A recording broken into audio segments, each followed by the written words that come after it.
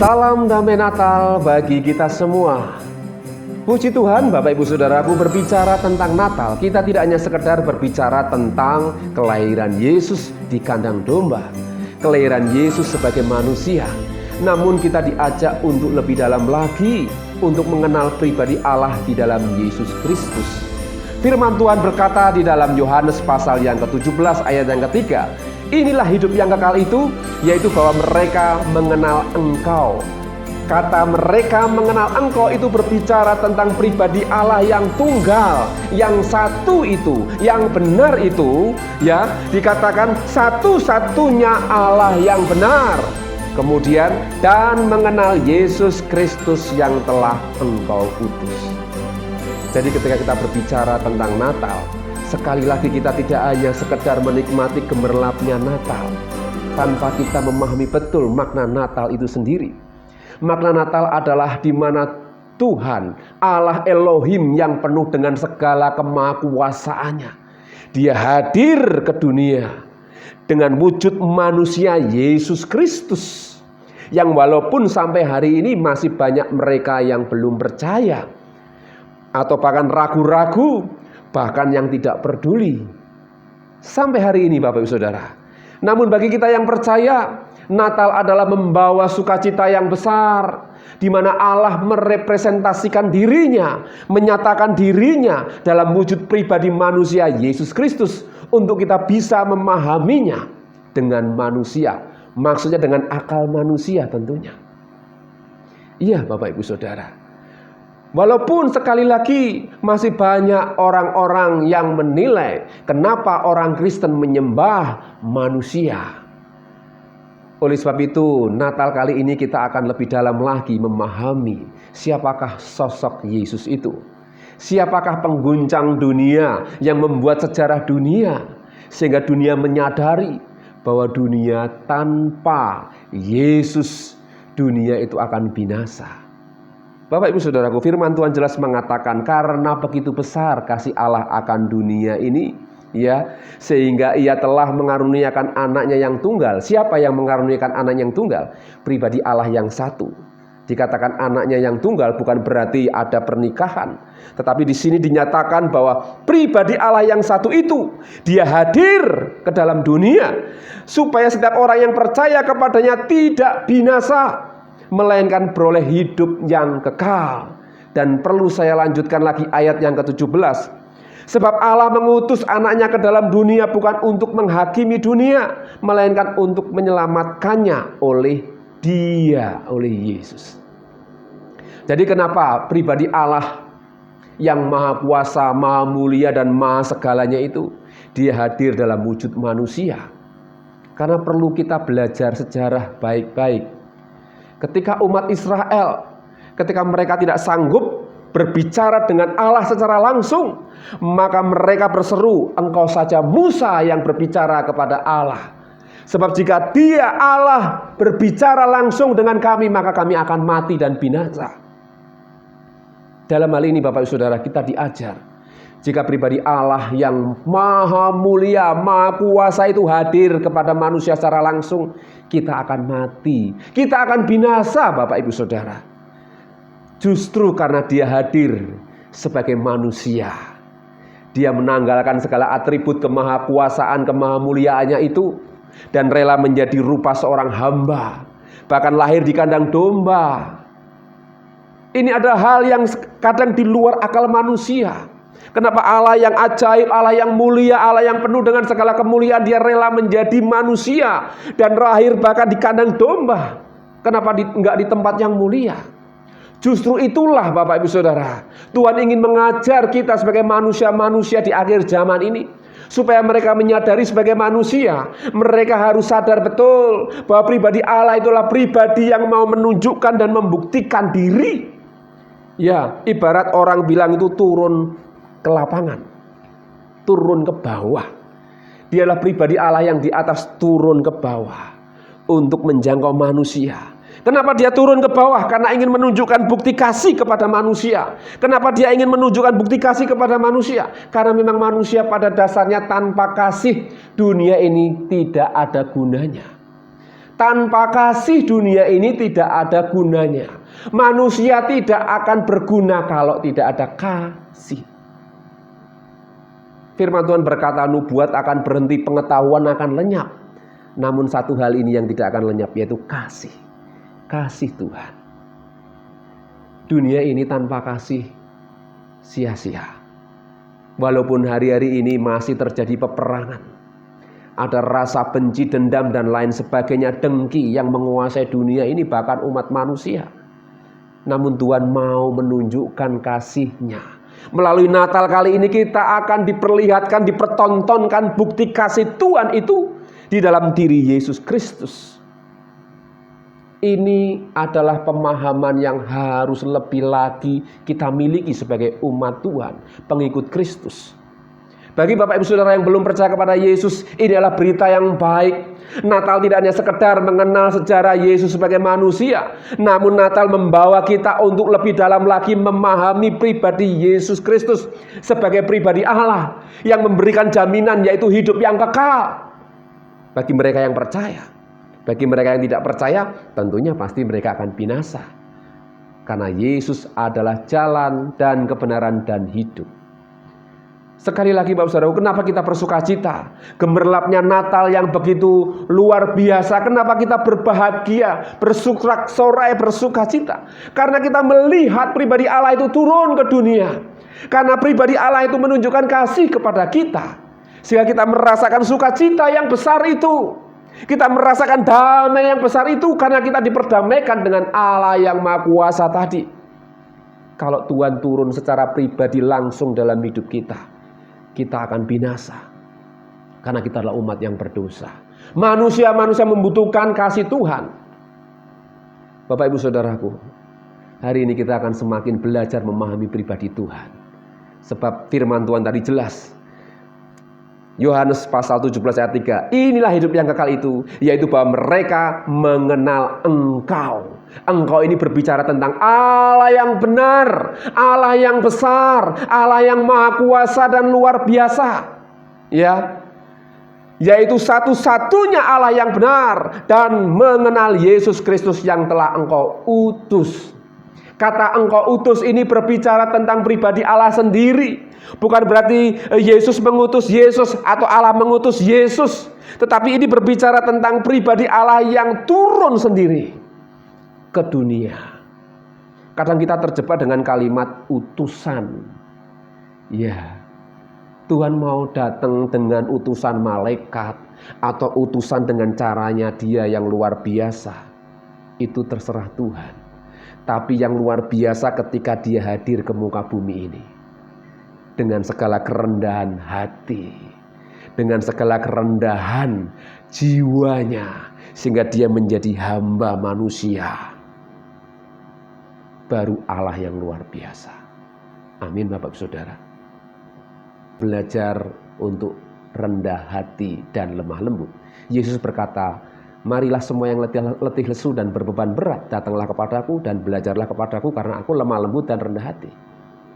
Ini berbicara juga untuk kita belajar rendah hati. Walaupun Dia sanggup menunjukkan dengan cara yang mulia dan dahsyat dan yang luar biasa, namun Tuhan tidak demikian. Dia hadir ke muka bumi, Dia menyatakan dirinya menjadi manusia sama seperti kita, untuk menunjukkan tidak harus dengan gemerlapnya surga, tapi kita diajak untuk lebih mengenal pribadi Allah. Amin Bapak Ibu Saudara. Biarlah Natal di tahun ini kita semakin dalam mengenal Tuhan. Kita memang harus bersukacita karena Tuhan mengasihi kita. Kita memang harus bersorak-sorai, berbahagia karena Tuhan mengasihi kita Bapak Ibu Saudara. Sebab Allah mengutus anaknya ke dalam dunia bukan untuk menghakimi dunia, melainkan untuk menyelamatkannya oleh Dia. Jadi oleh Yesus kita beroleh keselamatan. Kenapa dunia membutuhkan keselamatan? Karena dunia ini binasa karena dosa. Dan dosa hanya Allah saja yang sanggup menebus. Sehingga berbicara tentang Natal, kita tidak juga hanya berbicara tentang kelahiran Yesus sebagai manusia, namun kita diingatkan Yesus hadir ke dunia ini untuk menjadi penebus dosa, untuk mengalahkan maut sebagai penghalang antara manusia dengan pribadi Allah sendiri. Firman Tuhan berkata, bukankah yang menjadi penghalang itu adalah segala dosa-dosamu? Dan yang bisa menghapus dan yang menebus dosa manusia adalah pribadi Allah, yaitu pribadi Allah di dalam Yesus Kristus. Amin Bapak Ibu Saudara. Jadi pesan Natal di tahun ini tidak hanya sekedar kita mengenal pribadi Yesus sebagai manusia, namun kita bisa lebih dalam lagi memahami pribadi Allah di dalam Yesus Kristus yang melakukan misi dan tugasnya sebagai manusia untuk menebus manusia. Ya, kalau bukan pribadi Allah di dalam diri manusia Yesus, tidak ada yang bisa. Sehingga Natal adalah satu berita sukacita sebenarnya yang membawa kita semakin mengenal pribadi Allah. Sehingga dengan akal manusia kita bisa menerima dengan logika kita sebagai manusia. Ya, Tuhan memang bisa dijangkau dengan akal selama kita mengenal pribadi Yesus sebagai manusia. Namun ketika kita percaya Dia sebagai Allah, kita hanya bisa menerimanya dengan iman kita. Amin. Dengan iman percaya kita. Kita tidak bisa menjangkau pribadi Allah yang luar biasa, dahsyatnya, maha kuasa dengan maha lain sebagainya. Karena otak manusia terbatas, akal manusia terbatas. Namun kita bisa mengenal pribadi Yesus sebagai pribadi Allah yang bisa kita terima dengan akal logika manusia kita. Amin Bapak Ibu Saudara.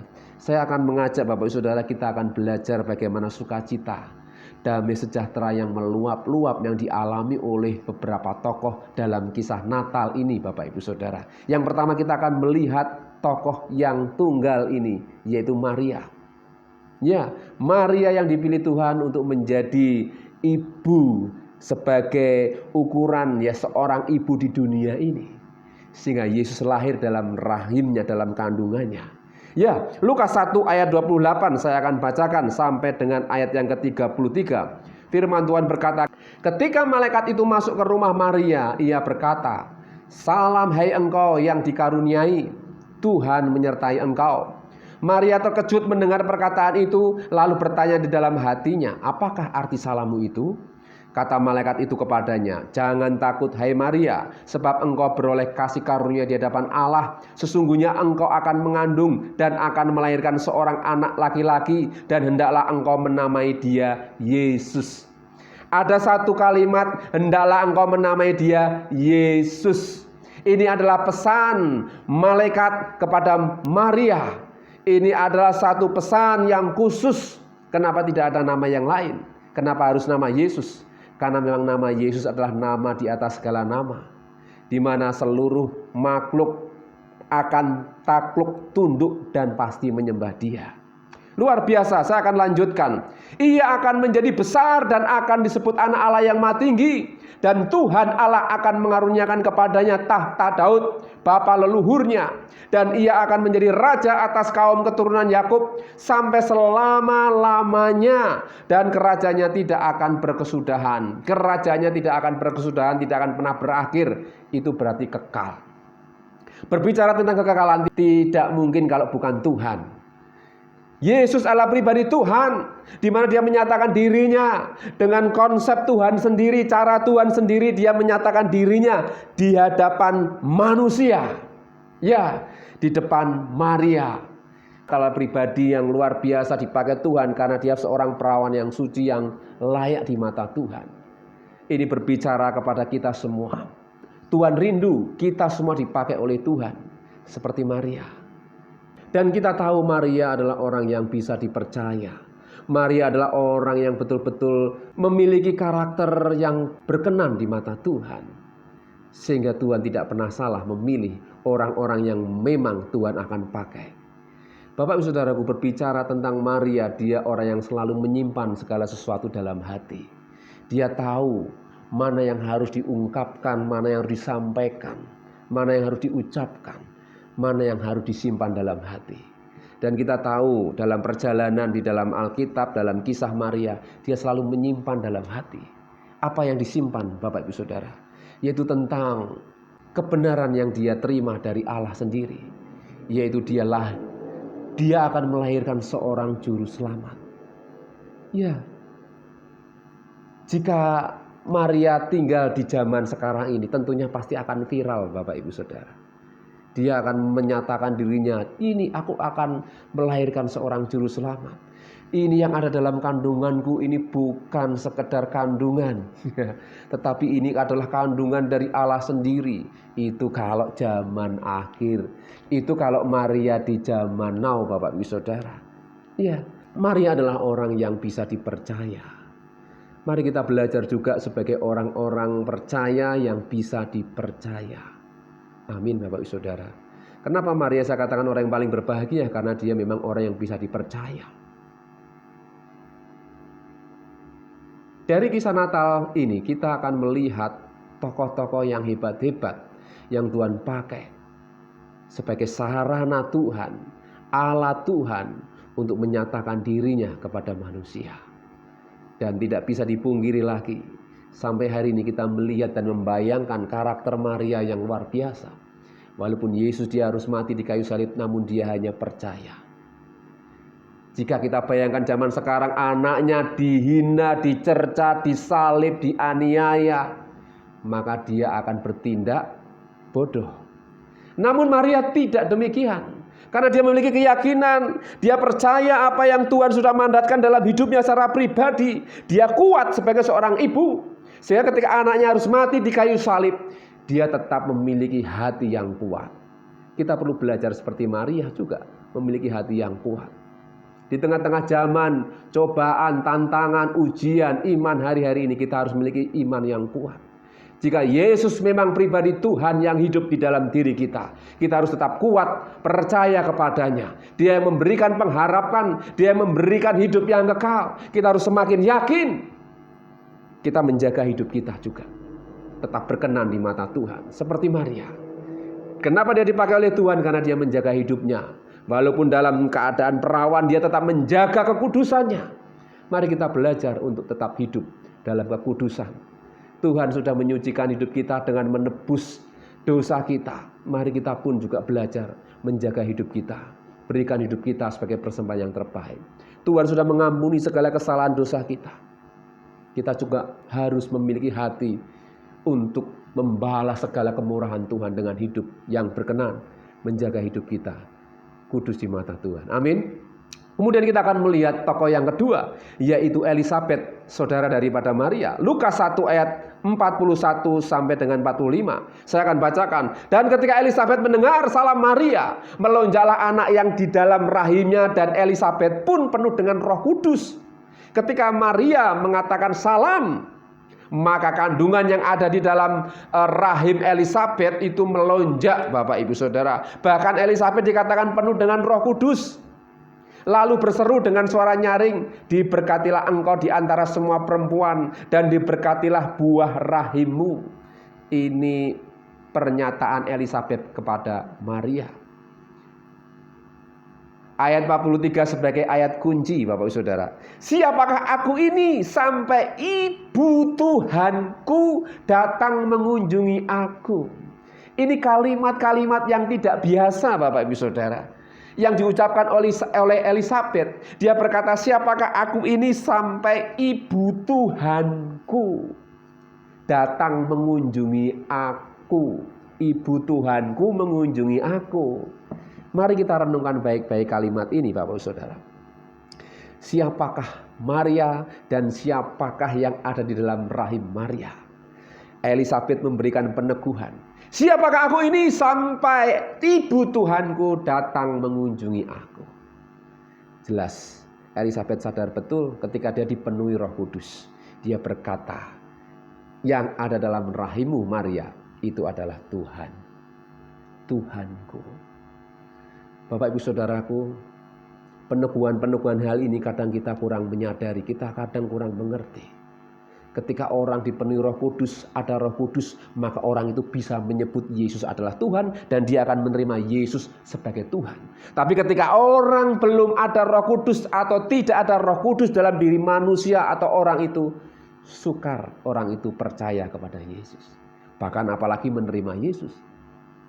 Ya, kadang orang yang sudah terima Yesus, percaya Yesus saja kadang masih bisa meninggalkan Yesus. Bapak Ibu Saudaraku, mari kita akan lihat orang yang berbahagia ini, yaitu Elisabet. Dia dipenuhi Roh Kudus, dia mengaku bahwa yang ada dalam rahim Maria adalah pribadi Tuhannya yang luar biasa. Ya, ayat 44, sebab sesungguhnya ketika salammu sampai kepada telingaku, anak yang di dalam rahimku melonjak kegirangan. Anaknya Elisabet siapa Bapak Saudara? Yohanes. Dia mengalami kegirangan sukacita. Walaupun masih sama-sama dalam kandungan, tapi ada hubungan. Ada hubungan secara spirit, ya, secara rohani, secara roh Bapak Saudaraku. Anaknya Elisabet ini, Yohanes ini yang masih dalam kandungan ini, dia melonjak kegirangan sukacita. Ya, senang sekali. Jika bayi yang dalam kandungan aja bisa sukacita, bisa girang, apalagi kita yang hari ini diberi kesempatan hidup yang sudah dilahirkan di dunia ini, kita harus lebih bersukacita. Karena Yesus hadir bagi kita, amin. Bagi kita orang-orang yang percaya, amin Bapak Saudara, kita bersukacita. Elisabet bersukacita, bahagia. Dia merasakan kebahagiaan karena dia merasa dikunjungi, merasa terhormat. Ibunya Tuhanku datang mengunjungi aku. Luar biasa Bapak Ibu Saudara. Satu pengalaman yang indah ketika kita dilawat oleh Tuhan, ketika kita menerima mujizat Tuhan, ketika kita ditolong oleh Tuhan. Bukankah hati kita merasa sukacita? Ketika kita tertekan, ketika kita terhina, ketika kita mengalami hal yang tidak nyaman, tidak enak, bahkan yang membuat kita ini lelah dan capek. Tapi ketika Tuhan hadir menjamah kita, kita dikuatkan kembali. Itu adalah masa-masa yang paling bahagia Bapak Ibu Saudara. Amin. Yesus hadir dalam hidup kita untuk kita menjadi umat pemenang. Yesus saat ini hadir bukan sebagai bayi lagi, namun dia melatih kita, mengajar kita untuk semakin bertumbuh dan dewasa. Pengenalan kita akan Tuhan semakin luar biasa Bapak Ibu Saudara. Tidak hanya sekedar kita setengah-setengah, tapi kita akan mengalami kepenuhan di dalam pengenalan kita akan Tuhan kita Yesus Kristus. Seperti Paulus berkata, sehingga segala sesuatu aku anggap sampah. Karena pengenalanku akan Tuhan Yesus, akan pribadi Yesus jauh lebih mulia dibandingkan segala-galanya.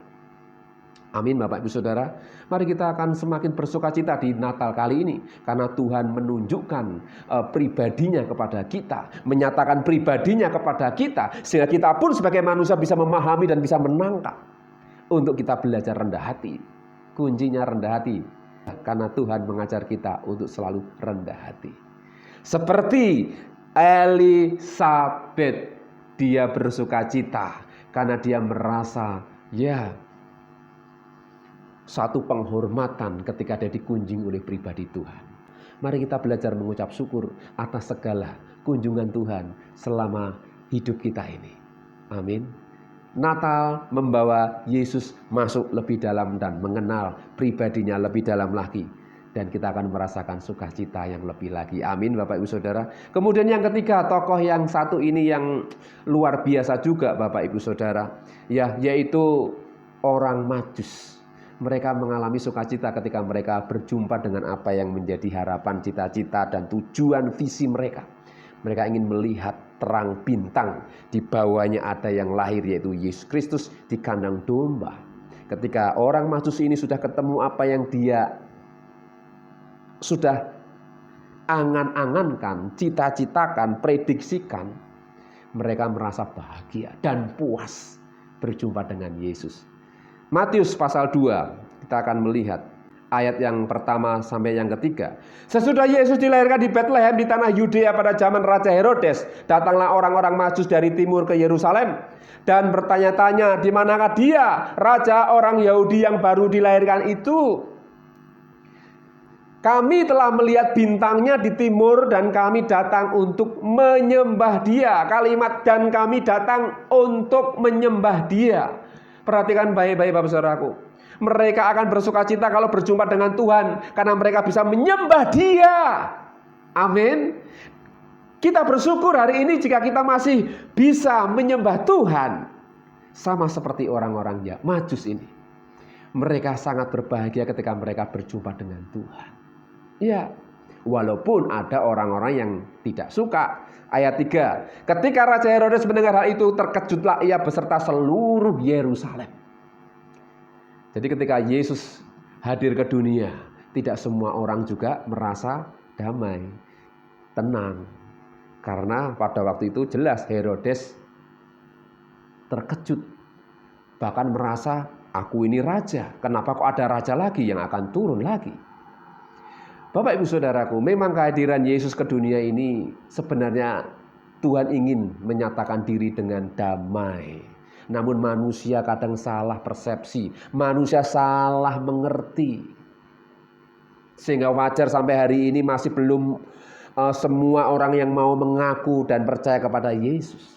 Karena mereka masih salah mengerti. Salah memahami. Pribadi Allah yang dahsyat itu turun ke dunia. Sebagai orang-orang percaya, kita harus bersyukur. Karena kita dipanggil dan dipilih dan kita meresponi dengan baik. Dan kita mau terus respon setiap hari. Apa yang Tuhan mau kita kerjakan dalam hidup kita sampai kita berjumpa dengan Tuhan. Amin Bapak Ibu Saudara. Ya, minggu ini kita akan belajar tentang sukacita orang-orang yang dipakai oleh Tuhan. Karena mereka merasakan kepuasan secara pribadi ketika mereka berjumpa dengan Tuhan. Bukankah perjumpaan dengan Tuhan adalah hal yang sangat istimewa? Ya, firman Tuhan berkata, lebih baik 1 hari di pelataranmu daripada 1000 hari di tempat lain. Ini berbicara betapa indah, nikmat dan betapa enaknya ketika bersama dengan Tuhan. Sehingga firman Tuhan berkata bahwa kematian bukan hal yang menakutkan, tapi merupakan keuntungan. Kenapa? Karena kita akan bisa berjumpa dengan Tuhan. Amin. Berbahagialah orang-orang yang percaya kepada Yesus karena mereka akan melihat pertolongan Tuhan yang nyata dan bukti-bukti hidup yang akan Tuhan nyatakan dalam hidup mereka, termasuk kita semua. Dan kita akan bersama-sama akan memasuki kerajaannya, yaitu kerajaan surga yang Tuhan sediakan bagi mereka yang percaya. Saya panggil Bapak Ibu Saudara yang belum percaya kepada Yesus. Mari kita akan belajar pribadi tokoh yang satu ini.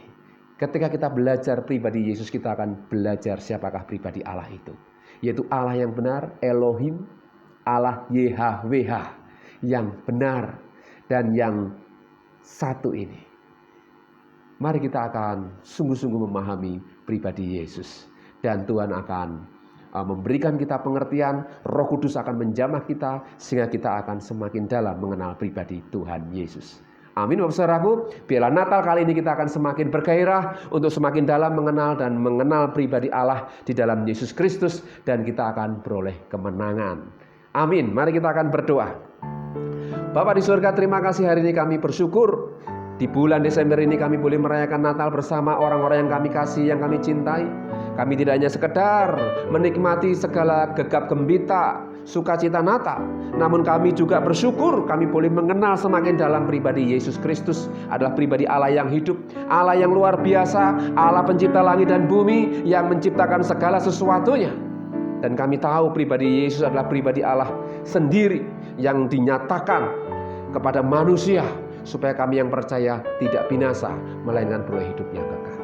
Berkati kami semua yang sudah mendengarkan firman-Mu, kuduskan kami dengan firman-Mu, tetap teguhkan hati kami, percaya kepada Yesus sebagai Tuhan dan Juru Selamat, dan kami percaya kami akan berjumpa dengan Engkau, dan Engkau sudah menyediakan tempat yang terbaik bagi kami semua. Terima kasih Bapa, berkati kami semua yang sudah mendengarkan firman-Mu, kiranya damai sejahtera Tuhan turun atas kami, berkat Natal dicurahkan di tahun ini, kami semakin diberkati dan dipakai oleh Tuhan.